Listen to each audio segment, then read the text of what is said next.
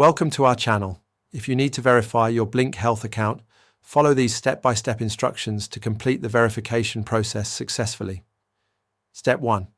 Open your preferred web browser and go to the Blink Health website. Log in using the email address and password associated with your account. Step 2. Click on your profile icon or account settings, typically located in the top right corner. Look for options labeled Account Settings, Profile, or Verification. Step 3. Find the verification section within your account settings. Click on Verify Account or Start Verification to begin the process. Step 4. Check your email inbox for a verification message from Blink Health. Open the email and click on the verification link provided to confirm your email address. Step 5.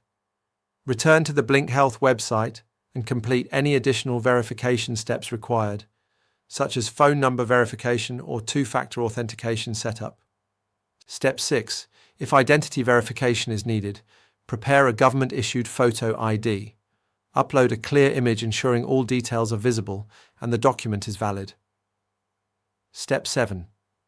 Follow all on-screen prompts to provide any additional information requested by Blink Health. This may include personal details, profile information, or security questions. Step 8. Wait for the verification process to complete.